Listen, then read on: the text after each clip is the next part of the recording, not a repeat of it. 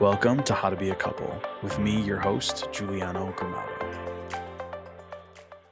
Someone asked, what are some potential signs of infidelity in a spouse? And how can we be more aware of these signs in our daily lives? So let's talk about it. First of all, if you know anything about me, I'm not answering this question directly. Okay, but we need to pull this apart a little bit and figure out, where this person is coming from, what they're asking, why they're asking, all of those things. Okay. So, first of all, if you are looking for signs of infidelity in your spouse, this can mean a few different things. First of all, like the first thing that pops into my head is you don't trust your spouse. Okay. And maybe there is a reason. I think this is something that's like super important for people to realize. Like, if you are at a point where you're already looking for signs of infidelity, there's a deeper underlying issue here. Now, you know me, like, even though I don't believe in, till death do us part, I also don't believe in just throwing things away. Okay. So I'm not saying this means, oh, you have to leave this person. But when you're looking for signs of infidelity, it's very obvious then that there's a lack of trust already there. And what that means is you've got to dive a little bit deeper into your relationship and figure out what is causing that lack of trust. Is it the other person's actions, right? Is it actually the fact that this other person is not trustworthy, or is it something internally? And here's what I will say based on the second half of this, the second question that was asked with this one. I would propose that maybe it is something internal, because the question is, how can we be more aware of these signs in our daily lives? Oh my God. That's the last thing you want to do. Be aware of those signs in your daily life. Like, that is not, oh my gosh, who wants to live their life that way? Constantly trying to be aware of whether or not their spouse is being faithful to them and looking for those little signs. First of all, there's this saying that whatever you look for, you're going to find. And it's not just like a cute little saying. It's actually based on science.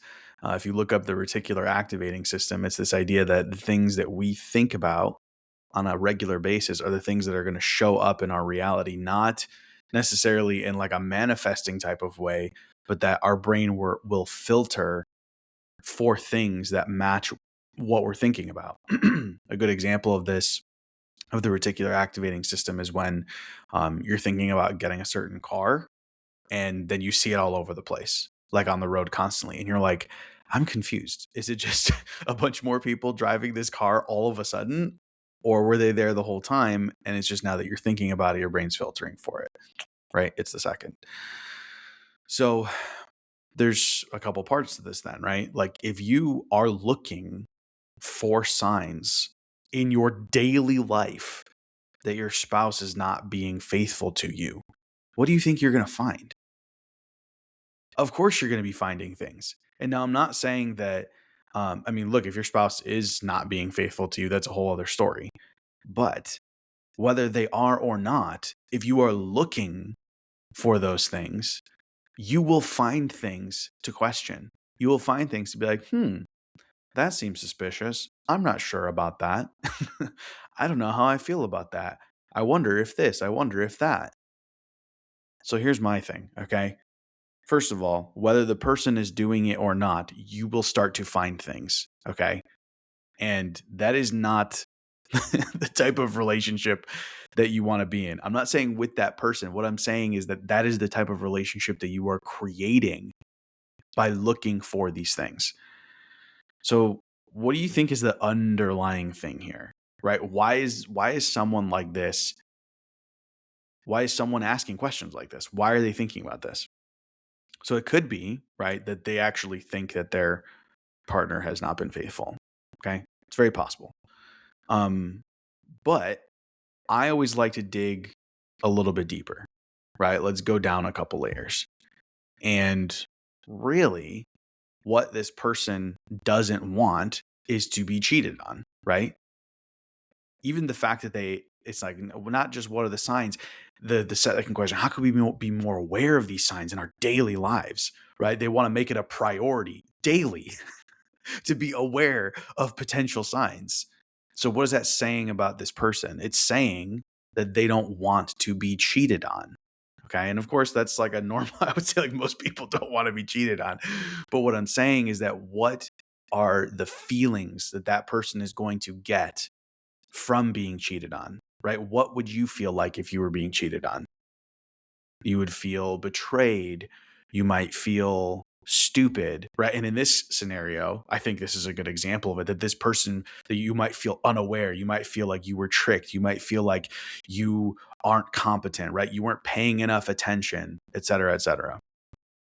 So many people, I mean, honestly, probably everyone, nobody wants to look stupid. Okay. Nobody wants to look stupid.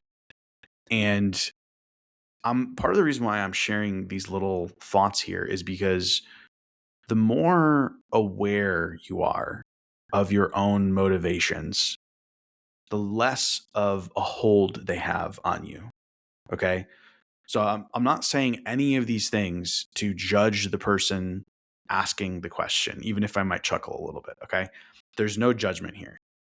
When but shining light on your potential motivations, on these thoughts that might be going on in your head, lessen the grip that they have on your life.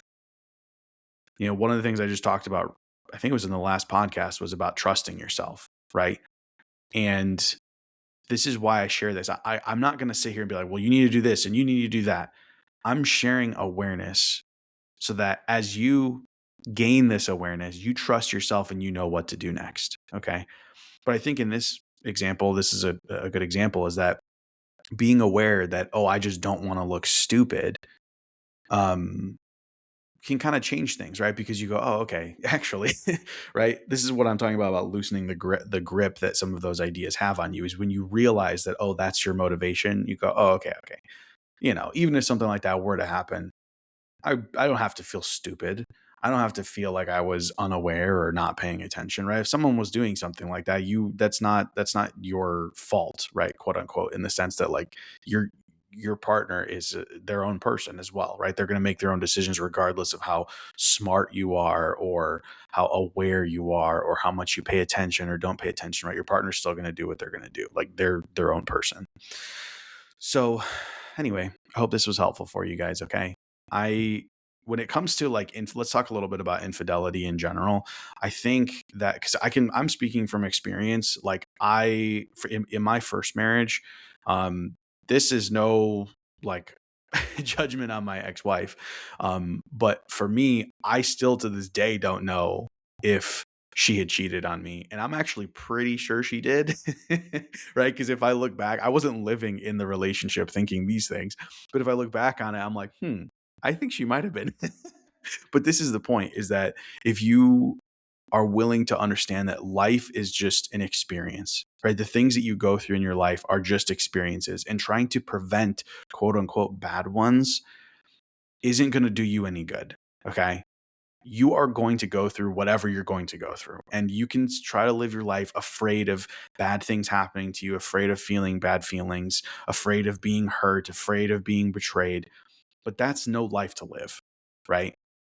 What is the difference between someone who is cheated on and has this mindset, or someone who's cheated on and has the mindset of complete unawareness?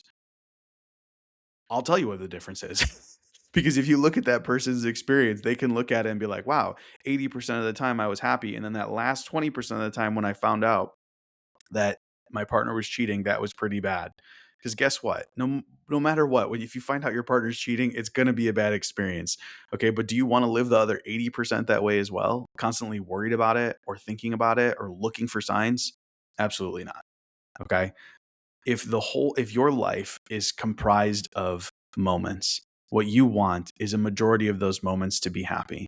And I'm not saying that you just need to lie to yourself. Okay. If you do think that your partner is not being faithful, you need to have a conversation with your partner, right? Not be looking for signs of infidelity. Have a conversation with them, right? There's something deeper here that needs to be going on. But if it's something internal, right, where it's just you're just hyper aware of this, maybe because you were cheated on in the past, or now that you realize, from this podcast episode, you go, oh, I don't want to look stupid. And oh, yeah, that's what's going on. And then you need to dig deeper into yourself, right? And this is part of the reason why I'm sharing this aspect of it is your life is made up of a series of moments.